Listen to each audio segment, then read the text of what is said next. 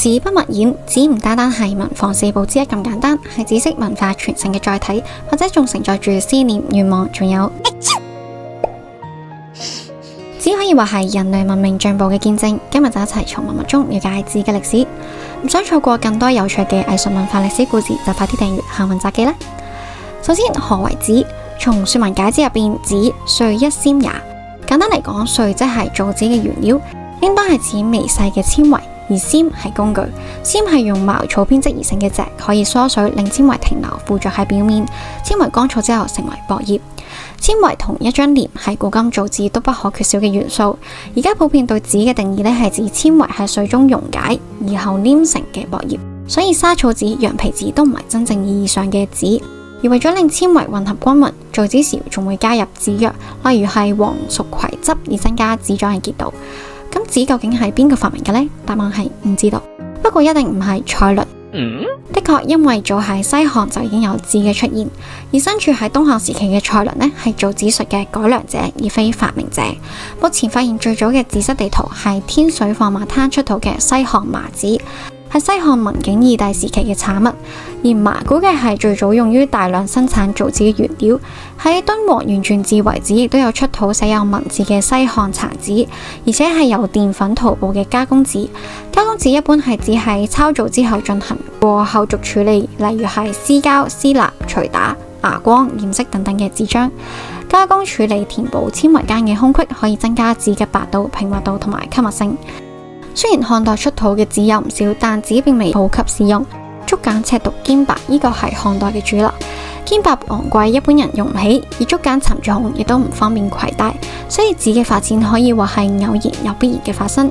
亦都有學者認為，造紙係嚟自蘇絲，係喺蘇絲過程中自然而然發生嘅。魏晉南北朝時期，紙張已經逐漸取代簡白，而且一般都係使用加工紙，例如染色、撕膠係常見嘅加工方法。麻紙呢係魏晉南北朝時期主要嘅書寫材料。相傳王羲之甚至一次過送咗9萬張俾謝安，可以見到當時紙嘅發展係幾咁興盛。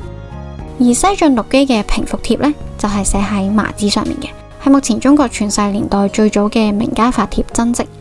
1964年，新疆吐魯番出土咗東晉時嘅墓主人生活圖，由6張紙聯合而成，係現存最早嘅紙本繪畫。無論係西漢定係晉代嘅紙，其實都比我原以為中更加光潔細膩。因為而家網上揾到嘅麻紙呢，一般都係咁樣嘅，刻意保留咗明顯較粗嘅纖維絲，營造復古嘅感覺。唔知古人見到有咩想法呢？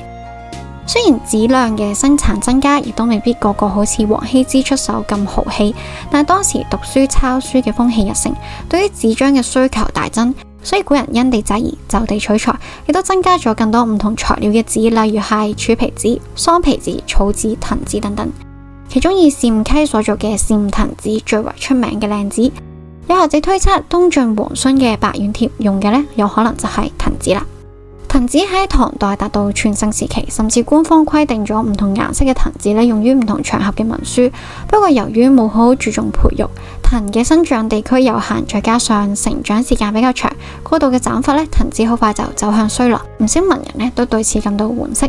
話雖如此，但係藤紙嘅衰落俾皮紙同竹紙一個良好嘅發展機會，加上技藝發展成熟，唔少傳世作品都係用皮紙嘅。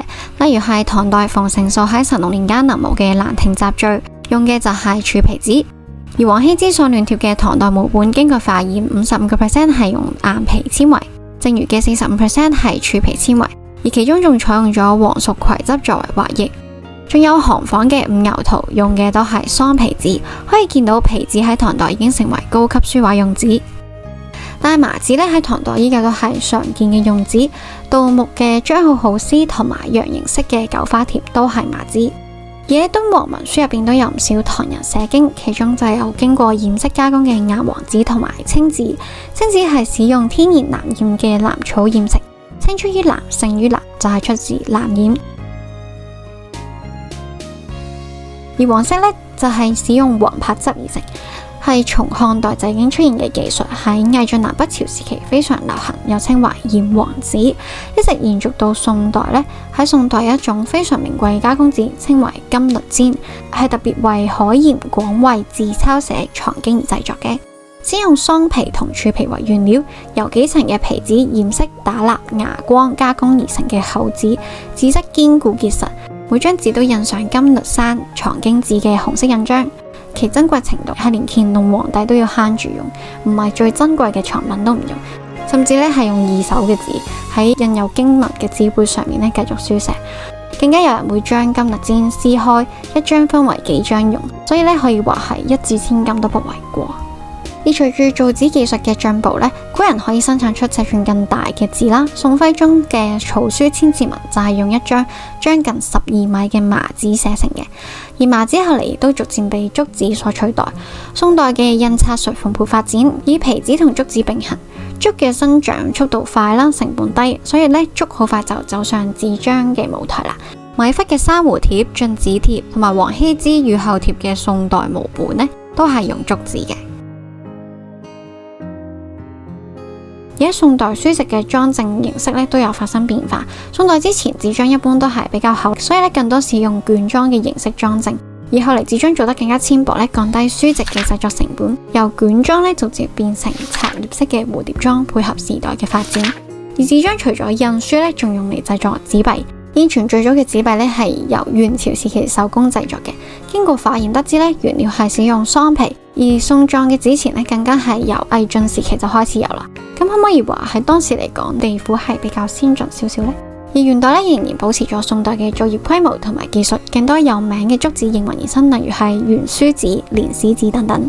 到咗明代，依舊係以竹紙皮紙為主，而最具代表性嘅咧，當然就係宣紙啦。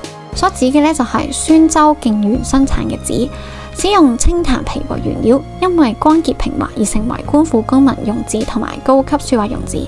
一般嚟講，明清之前咧，書法用紙都係經過加工嘅，文人士大夫咧自行加工用紙都係好普遍。米芾就曾經自行加工過禹州竹紙，而到明代開始咧，先至漸漸更多人使用山宣喺書畫作品上面呈現墨水滲化嘅效果。而且明代亦都流行用簪紙，各種宣德貢簪、慈青紙、灑金五色粉簪等等都係由宮廷監製，紙品種類繁多，用途廣泛。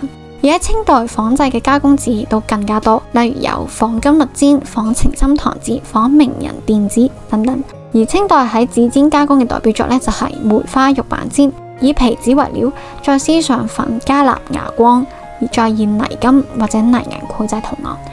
唔知呢幅作品有冇睇到你眼花花？唔知睇紙好定係睇字好呢？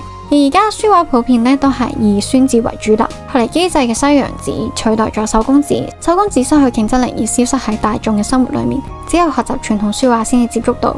而後嚟有學者檢測咧，機製宣嘅壽命大概係50年，因為用咗化學分解同埋漂白；而手工宣嘅壽命可以達到1000年，所以紙壽千年，所言非虛。當中傳統裝裱技藝功不可沒，呢個又係另一門古人嘅智慧，有機會再同大家分享。多謝你觀看，如果你中意今日嘅內容，想請你幫忙讚好、分享呢條影片，亦都歡迎留言分享你嘅睇法。如果你對東方藝術文化歷史內容有興趣，就記得訂閱我哋呢個 channel。